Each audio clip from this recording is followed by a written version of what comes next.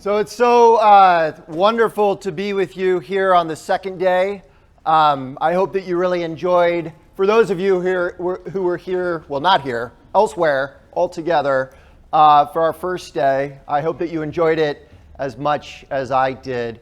Actually, I'm curious, how many newcomers do we have today? Who's here for the first time? Oh, okay. So a fair number. Wonderful. That's great. Welcome. So yes, I'm Peter Crawford. I'm the Academic Dean for the ICLE. Really excited to be here and really honored to be with these fellow speakers. Brian, thank you for your talk earlier today. Really enjoyed that. Really inspired also by just news of all this incredible work that's being done on many continents. It really is the work of God. So thank you for sharing that. Yeah, so I think it's safe to say, if you're like me and you're looking out at the world today, that you feel a little bit of concern. Is it true? Yeah. Actually, interestingly enough, in a world that I think is incredibly polarized, perhaps more polarized than it's ever been before, in which everybody disagrees with everybody, in which everything is a battlefield, in which everything is an argument and a war, the one thing we all agree on is that things aren't as they should be. It doesn't matter what side of the political spectrum you're on, how you think the world should be improved, what answers you think that there are. I think there's a discontent right now, a sense that something is ill. And this is actually something that we have in common, and I think that it's important for us to consider that. And I think it's also safe to say that while we are often interested in talking about how to fix this illness through politics or the media or technology or any of these tools that we have at our disposal, at the end of the day, these really important areas are not going to solve the problem, the fundamental problem, the underlying problem that we're concerned about. They might be able to address symptoms of the problem, but I think that we know that what's ill is in our hearts and in our minds. That is to say that there is a cultural problem that we face today, and it can't merely be legislated or medicated out of existence. And so the question is, how do you begin to rectify, to address a problem of the heart, of the mind, a cultural problem? How do you face a problem that's so fundamental? And there's this beautiful quote by the Italian teacher and thinker and priest Luigi Giussani. And he says, the whole idea behind education is the transformation of culture. The whole idea behind education is the transformation of culture. Now, I don't know how it is in Australia, but in the United States, teaching isn't the most prestigious job in the world. Right? There's a saying, maybe you have it as well, those who can do, those who can't teach. Yeah, right? So it's not like being a lawyer or a surgeon or any of these things, right? But if that's true, right? Number one, that we have this fundamental cultural challenge. It's sort of the challenge of our day. And number two, that the whole idea behind education is the transformation of culture, then I would say that teaching is the most important calling of our time, perhaps of all times, right? It was the most intimate title of Jesus, for instance, Rabbi. So no matter what the world thinks, this is a vital position, something that we need to think about deeply. And the fact that school, education, formation is about the transformation of culture should really raise two questions for us. Number one, what has gone wrong in education that has led to so many of the problems that we see today, right? Because, of course, education can mutilate culture. And what do we need to do in our schools, in our educational institutions, to help rectify this cultural challenge? Now, I think that it's safe to say that we have language confusion, right? And this happens all the time in our culture, where we use these words sort of as power words all the time. We don't really ask what they mean. It was beautiful hearing many of the speakers yesterday talk about the etymology, the real meaning, the poetic and primordial meaning behind a lot of the words that we use. And I think educators are especially guilty of this. And I think classical, liberal arts, Western tradition educators are especially guilty of this as well, right? And so it's really good that over the last couple of days we've stopped to think about, okay, well, what do these words actually mean?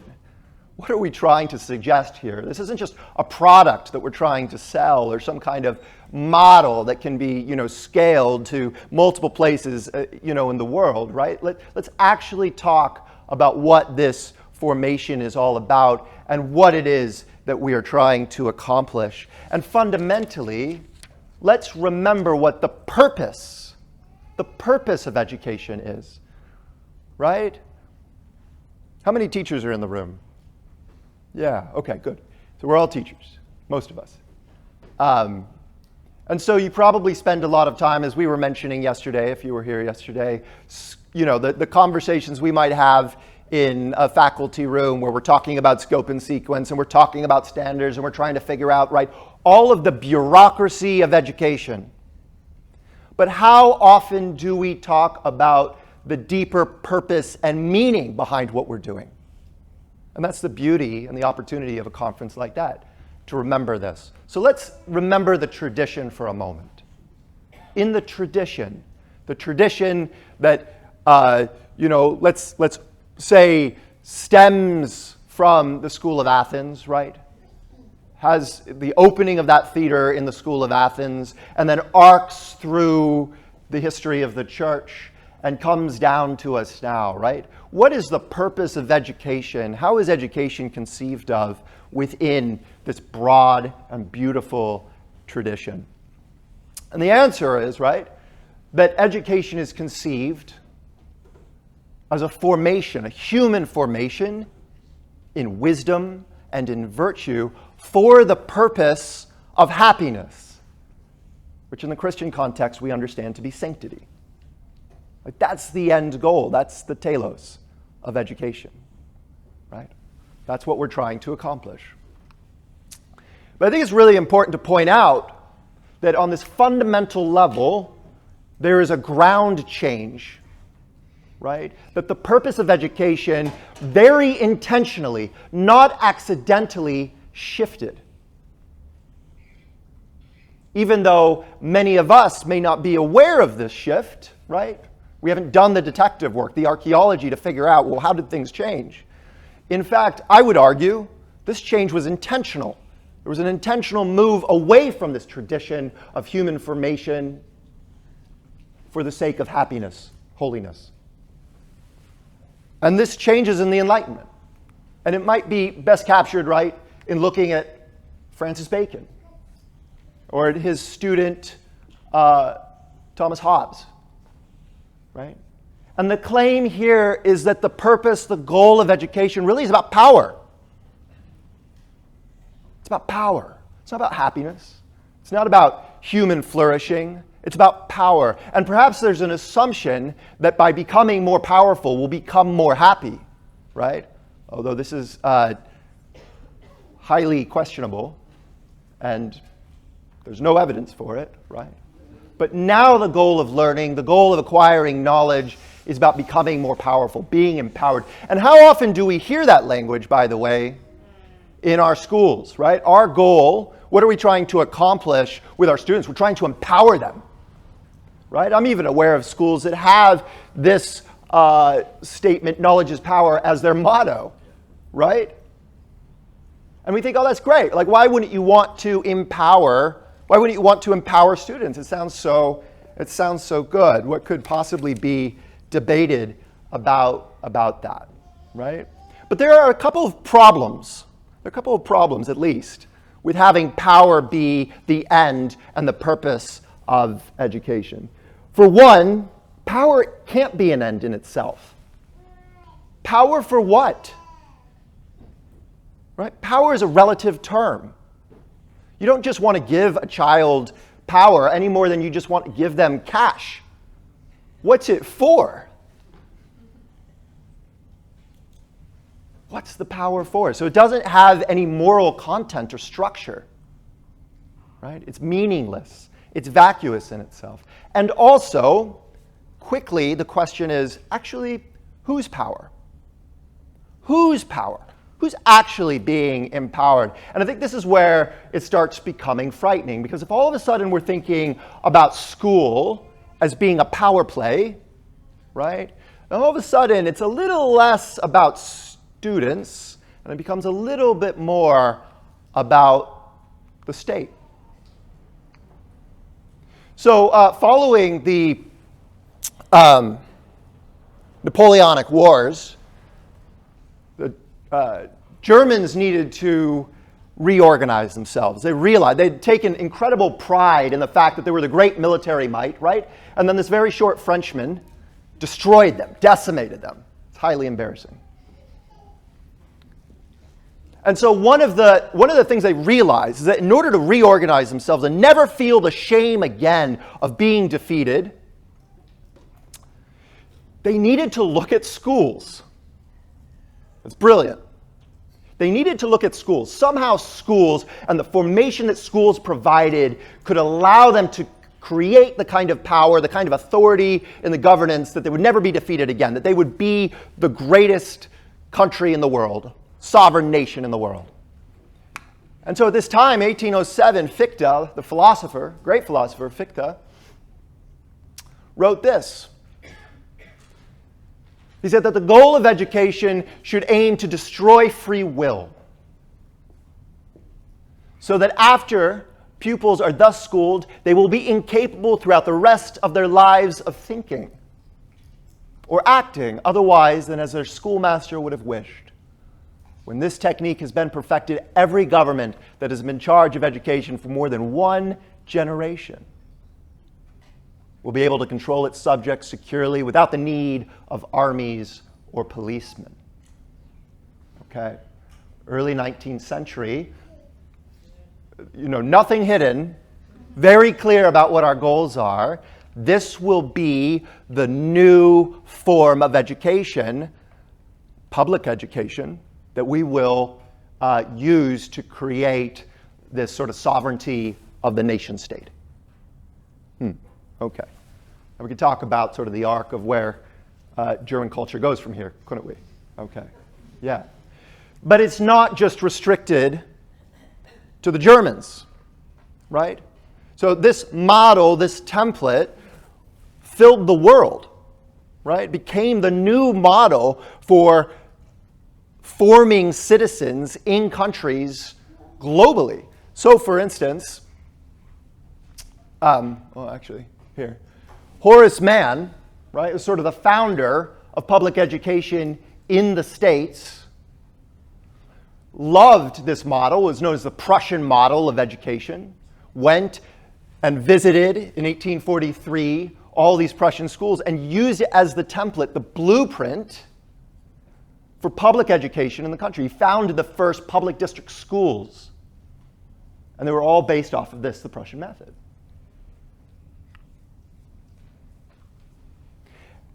And to go back, all of this, I think, was foreseen and observed by de Tocqueville, right, who recognized that in this new kind of state, this new democratic republic, right? When we use the words democracy and republic, we think immediately virtue. It's good, it's really, it's getting away from tyranny and all of that, right? But de Tocqueville wanted to ask, okay, in this sort of governance, is there a possibility of despotism? And he said, imagining this despotism that could arise, it's not going to be the despotism or the tyranny of the past, right? In which you have sort of one tyrant lording it over all and trying to force them to do his will. No, it would be a new kind of tyranny, a bureaucratic kind of tyranny, a tyranny that formed all of these little minute rules through which the sharpest minds could not think their way through. So much red tape that it would become so inconvenient ever to take action. Every day it would render the employment of free will less useful, more rare, confining the action of the will in a smaller space and little by little stealing the very use of it from every citizen. And he says, controversially, equality has prepared us for all these things. It has disposed us to tolerate them and often to regard them as a benefit. Okay, so this is the risk that we, I think, as moderns face, and that we have been conditioned for, and that our schools are founded on, right? Not accidental, foreseen, and preparing us, really, primarily, to be workers, producers, consumers, right? If you were to ask your students, well, what is the point of going to school? What do you hope to get out of school, that diploma that you'll receive at the end of 12th grade or something? What would they say? Get a job, right? And they're right. That is the point of the system that has been set up for them. The idea is to create a working class, right? For their own sake, for their own happiness, or for something else. This may or may not have been said by Rockefeller. It's claimed that he said, I don't want a nation of thinkers, I want a nation of workers. But whether he said it or not, it's certainly the case that Rockefeller, his group, gave more to public education than any other group in the founding of American education. And certainly everything that money came along with was pushing people towards merely becoming workers, merely becoming these functionaries. Now, before we just criticize this for obvious reasons from the liberal arts point of view, I want to point out that it fails by its own standards. So there's a lot of evidence, right, that you cannot teach in a classroom people to work well, right? It's not very productive. There's actually this beautiful study. I'm probably going to get the numbers wrong. Good thing I'm not being recorded. This beautiful study in which they looked at emergency responders. And they had, all of these emergency responders who were just being trained in the classroom. And then they put them out in the field with a veteran. And essentially what they did was they took footage of emergency CPR moments, and they showed that footage to experts in the field and to their students in the field and also teachers in the classroom. And they asked them to tell them whether, the respondents to tell them whether the person who was offering the CPR was a professional, really knew what they were doing, or whether they were new and they had less experience. And the interesting thing about this is the experts in the field were correct around 90% of the time. Makes sense, yeah? And the students in the field, when they looked at that footage, they were correct about who was an expert about 50% of the time. So, just chance. But the teachers were correct around 20% of the time. Right? They identified the students as being the experts a majority of the time in that footage. And we actually know that, don't we? And our students know that too. That you don't really learn how to be a good worker in the classroom. Yeah? What you really experience in the classroom, I hope this doesn't sound too jaded, but I think it's true, is kind of just this bureaucratic system that's a necessary evil that you have to go through to get your stamp so you can go on to the next chapter. It's a little bit like, I don't know what you have here, but it's a little bit like standing in a line at the Department of Motor Vehicles. Right? And that's why, perhaps, there's this move in the States right now to move away from having teachers at all. They're not very useful. We can just get all of that information into the brains of students right away through artificial intelligence. There's that Neil Postman-like concern about technology right here. There are these new schools opening up in which just AI will teach students, right? That way you can eliminate this sort of inefficiency of teachers. It's brilliant. Maybe if they can figure out a way to run schools without having the inefficiency of students, we'll have reached utopia. We will have arrived. It's perfect. Good. So I won't belabor this again, but I think one of the results of this system, and it's no surprise, one of the results of this system is this deep despair, this deep listlessness, this deep lack of any sense of purpose or meaning in our lives amongst the young, right? We have to look at the children, the young men and women who are in our care, and remember them. So here's an additional study for you just to reinforce what we talked about yesterday. That nearly 3 in 5 young adults, 58%, report that they lack any sense of meaning or purpose in their lives. Not knowing what to do with their lives. And that's not surprising. Of course. Of course this would be the case. So the question again, what do we want for children? You know?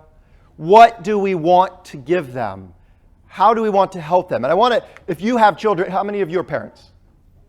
Okay, so I think it's really important, right? Because sometimes as teachers, we sort of go through the mechanics of our humdrum daily lives, the checklists, all of that. But I want you to think about your children at home.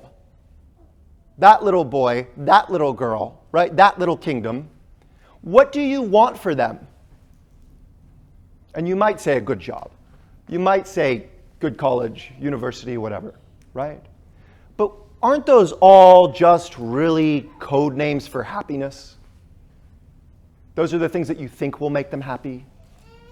But what you really want for them is happiness. And you recognize, I think, that in order for them to be happy, they need to be freed up. Freed in the original sense, not freedom in the sense of license, freedom in the sense of freedom for their destiny, their calling, and to try to make something beautiful of their lives, to make of their lives a work of art, something beautiful. So what is this difference? If we were to move away from the power model, and if we were going to move back towards the tradition, which is really trying to give students a formation to happiness, to holiness, in the true and the good and the beautiful, what would that look like? And I want to offer you this quote, and I always kind of hesitate in sharing this quote with people because I think it's very difficult. But I believe in you. So you walk with me through this quote. And I think it's very mysterious. Like I puzzle over it as well. But let's look at it for a moment together. So this is Thomas More, not the English saint, but the Irish poet. Okay? Education is not the piling on of learning, information, data, facts, skills, or ability. That's training or instruction. I think that's what most schools are doing most of the time. But education is rather making visible what is hidden as a seed. What is hidden as a seed. One of the greatest problems of our time is that many are schooled, but few are educated. Okay, so let's puzzle over this for a moment. So we get the first part, right? That education is not sort of this training of learning facts and skills and memorizing data and all of that. Okay. But the claim of what it is, this is a little bit more mysterious. The making visible what is hidden as a seed. As if there's something within us that needs to be cultivated, needs to be formed, needs to be brought out.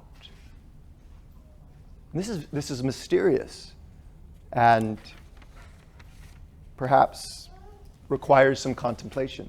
But I think you know that, of course, this agricultural language, right, this idea of a seed, for instance, is the tradition. So whereas perhaps in the power industrial, now post-industrial way of thinking about education, where essentially we're trying to take information, data, and skills and import it into the containers that we call our students, in the tradition, education is an agricultural type of work, right? In fact, education itself etymologically is related to the word culture in the sense of cultivating, rearing up, bringing up in the way that you might cultivate a plant, right? Raise crops. Yeah. So it's quite different from that industrial feel, that industrial perspective. And of course, the etymology behind many of the words that deal with teaching and learning are etymologically bound to this agricultural sense and meaning. So for instance, the etymology of the word learn comes from the Old Gothic and the Old English and has a sense of finding or following a track, but like a furrow almost, that is that path that a plow makes as it breaks ground. And curriculum, which we like to talk about so much, comes from the Latin and means to run, like a race. And pedagogy, we mentioned this one yesterday, right? What are we doing when we're practicing good pedagogy along this race? We're traveling beside. We're traveling with. Teachers are, when they're good artists of their craft, when they're good soul crafters, heart crafters, and mind crafters, what they're doing is they're traveling alongside the students as they run that race. It makes us think of St. Paul, to run the good race. Yeah. And what is this journey that we're taking? Right? This breaking of ground, this cultivation of that which is planted within us as this invisible seed, making it visible, right? Is this journey towards truth. This is a beautiful quote sometimes attributed to Dante, that facts are like these footprints in the snow. So we're looking at evidence, we're looking at realities because we're hunters, seeking the living animal that left this evidence behind, the truth. Facts are footprints in the snow. Truth is the animal that left them behind. And it is for this reason, right, that this container, this Tupperware notion of education, right, where we're trying to download or upload or whatever it is. It's interesting, right, that we use so much technological language around education, isn't it? Yeah. Have you ever heard somebody say that, oh man, humans are just bad computers?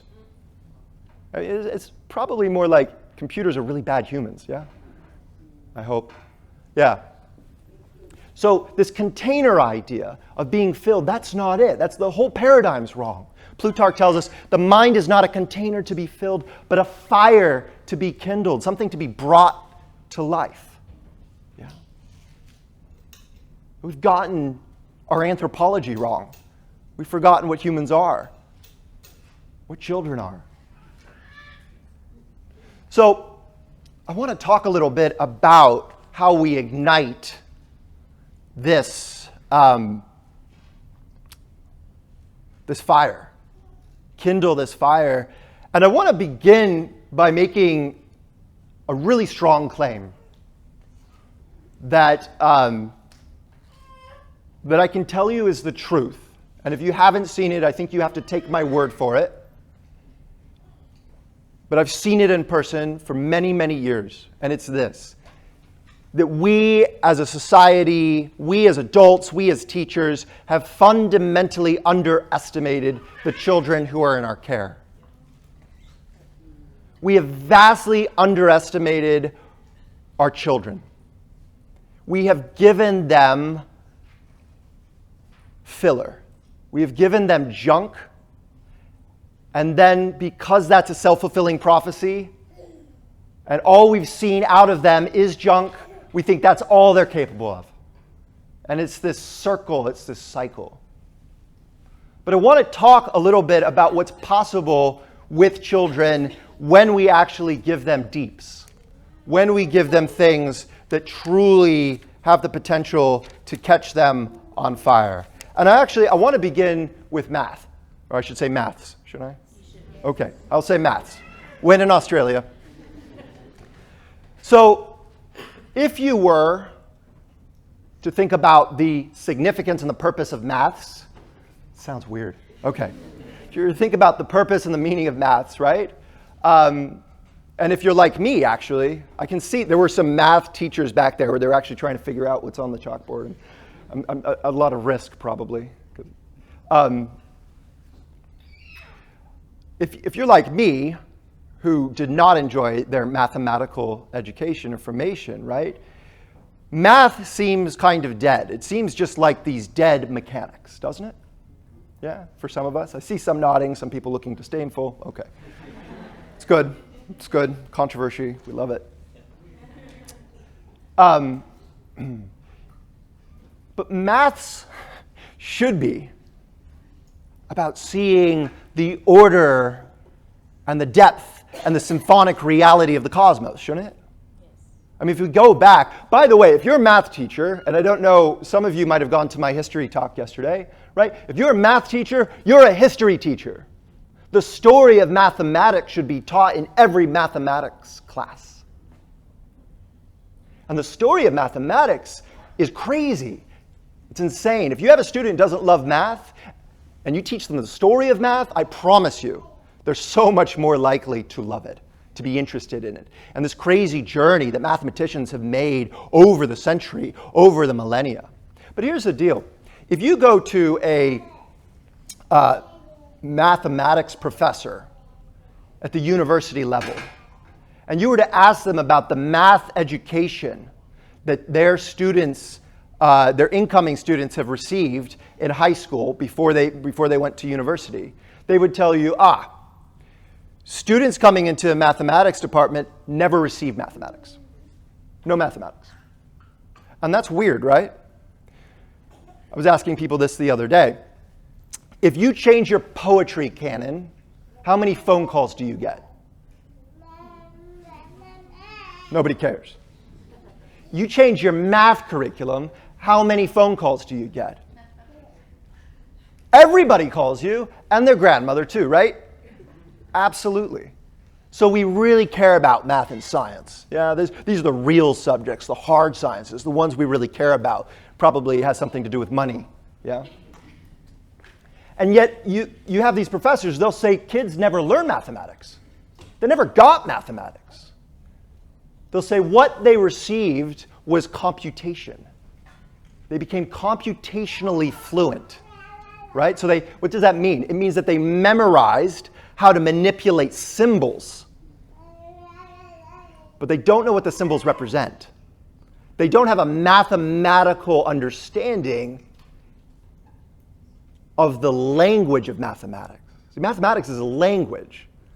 And students don't become fluent in that language and understand it as a way of expressing and understanding and wrestling with reality. They merely memorize how to manipulate symbols, and that's called computation. And computation is good. You want students to have computation, just like you want them to have calculators, right? Calculators are good. Why are calculators good? Because calculators allow you to do work that you've already learned how to do well, so that you can go and think about more interesting things in mathematics. And computation is like that too. Computation allows you not to have to think through every moment in mathematics. Why? Not so you don't have to work, but that you can do the interesting work in mathematics to really wrestle with mathematical realities. So you do need computation, but that's not what mathematics is. Mathematics is wrestling with these deep realities around number and order and rhythm and the mystery of the cosmos and the wonder that fills us with. And I'm here to tell you that students are absolutely capable of that. If you've ever had the privilege of watching a Euclidean geometry class, you will see this, because there's no way to teach Euclid that's merely computational, right? Students become fluent in this new language of Euclid, and it's astounding. But it doesn't have to be Euclid. It doesn't have to be Euclid. You can create this mathematical understanding and sense of wonder in maths generally. But we've underestimated children's ability to do this and to do this well. And we're doing them a great disservice. We're closing off for them an entire language of their heritage and way of understanding reality. We've underestimated what they can read, what they can understand in terms of text. It's amazing all the time. You'll have, so in my background, I've worked with public school students for a number of years. And you'd have a whole bunch of parents, and they look at your book list, right? So a book list at our school were things like Dante. We would have, Homer. We'd have Virgil. We'd have Plato. We'd have Aristotle. We'd have Thomas Aquinas, right? We'd be reading from Anselm. We'd be reading de Tocqueville, right? We'd be reading Mark Twain. We'd be reading Jane Austen, right? Like all those books that hopefully are familiar, these authors that are familiar to us in the room. And you'd have parents come and they'd say, well, I just don't think my child can read that book, right? I don't think they can read from this book list. I want you to hear me and I want you to listen because you're just going to have to take my word for it.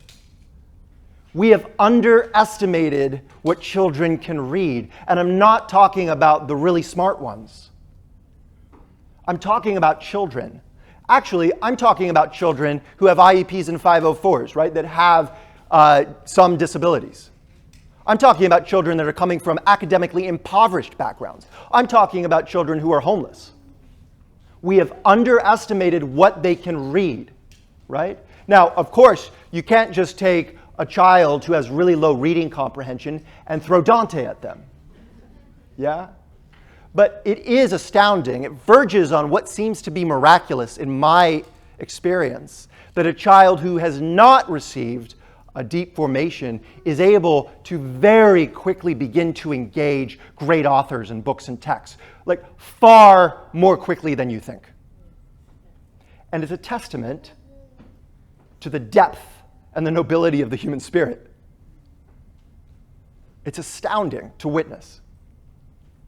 I had a class I taught on modern European literature, well, integrated humanities, really. And always in the spring, I was mentioning this to somebody yesterday, we would read Crime and Punishment. This was in 10th grade, so sophomore year, right? So they're all 15, 16. And, you'd have, all the students are in uniform. And, in 1 year, I had this kid whose grandfather's name was on the convention building downtown. Right, sort of one of the most privileged families in that city, in San Antonio. And next to him, also in uniform, was this girl who was homeless. And on the other side is this kid who's a military kid and is from the suburbs. And so you have this whole group of children sitting around this table, all in uniform, right? So they all have a common identity, actually, but different backgrounds. And they're reading this story about an axe murderer. An axe murderer who commits this heinous crime. And then there's this question, right? And the first question is, can you commit this horrible crime and be beyond good and evil? Can you not experience the weight of that? Can you escape it? And the answer is no, you can't, right? And then the question is there a possibility of redemption in this situation? Can there be forgiveness of an axe murder? And the thing about it is, if you followed Raskolnikov on this journey in Crime and Punishment, and you're honest, which is important, he's a lot like you. In the things that he says and the things that he thinks. He's a little feverish, but he reminds you of yourself. And that's really important. I can tell you that for 10th graders in the spring, 15-year-olds need to read about an axe murderer and the possibility of their forgiveness. I don't know why, but I'm here to tell you that that moment is really important in their lives. And all of these children together, different backgrounds, but common identity, reading this great book that is theirs. It belongs to them because it's a great, great work. Having these important discussions. We've underestimated their ability to read beautiful, meaningful literature and to wrestle with it well. And we've underestimated their ability to have deep conversations about it too, right? So if we do read something great, maybe we want to lecture it, right? We think, okay, we have the deep insights as to what's going on in Dante or in Homer, and so we're just going to give them all of that information. But you'll find that if you create a place for children to actually have a conversation, you give them a good text, you ask them a good question, you give them some ground rules, the conversations that will come out of that are astounding because we've underestimated children's ability to enter into conversation. And actually, their ability to have conversation, in my experience, is greater than adults. I taught crime and punishment for 10 years. And in the 10th year, the conversations that students were having was teaching me about this work. We've underestimated children and the depths of their souls and their spirits to really inquire into these great things. And more importantly, perhaps than anything else, not only have we underestimated what they can wrestle with, what they can come to know, what they can conceive, what they can memorize, what they can engage in, we've underestimated what they can fall in love with, what they can enjoy. There's this idea that we have that, in order to get students interested in something, we have to candy coat things. We have to make it relevant for them. We have to convince them to take their medicine. And you have to have faith. You have to trust. These books, these questions, these great debates of our tradition are inherently interesting. And they're inherently interesting to the young. And if you don't believe that, you won't be able to teach them. Now, sometimes it takes a little while to uncover the deep longing, questioning that they have in their hearts. You have to give them some habits of, as we were talking about yesterday, attention, because if you don't look at the thing, you can't ever wrestle with it. You can't ever understand it, right?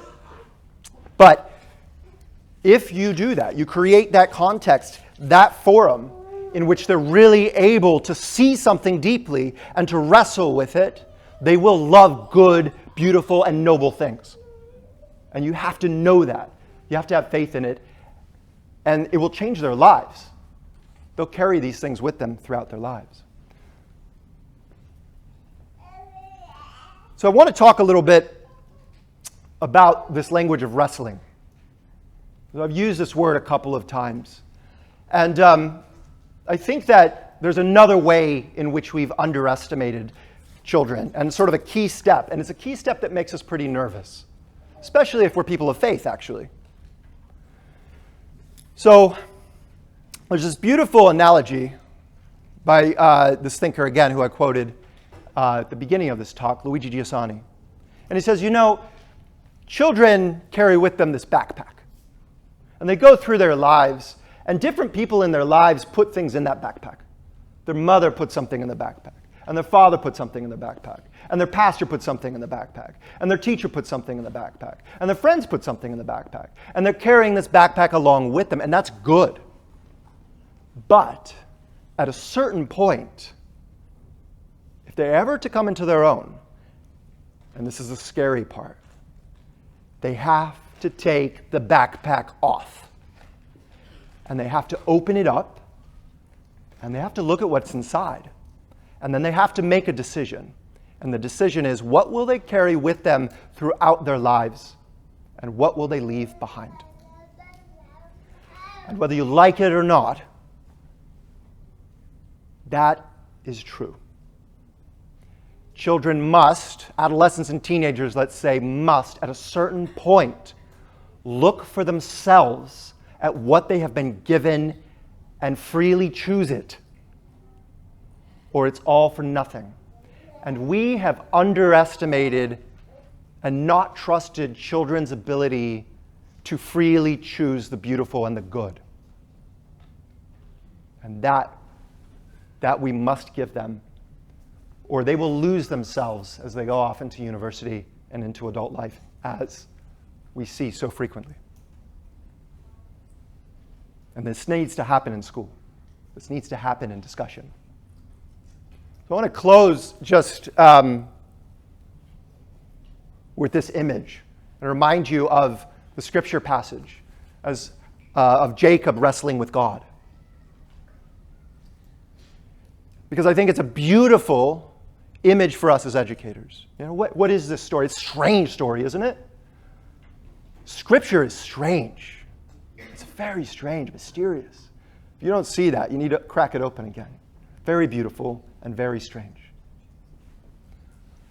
And so you have Jacob wrestling with God, right? Throughout the night. This great wrestling match, the great wrestling match between man and God. And then what happens? God overcomes Jacob. Yeah, I think he takes his finger and dislocates his thigh bone, right?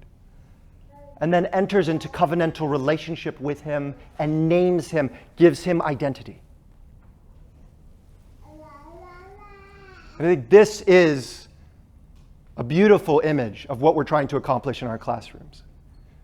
We need to remember at the end of the day that we are not actually the teacher. The teacher is Christ. The teacher is God. And we are merely participating. We're like the refs, maybe, in the wrestling match between the students and God. So we need to have that humility, that trust, and that hope that if we give the students opportunities to encounter the deeps, to wrestle with them, their own depths will echo back throughout their lives. Thank you.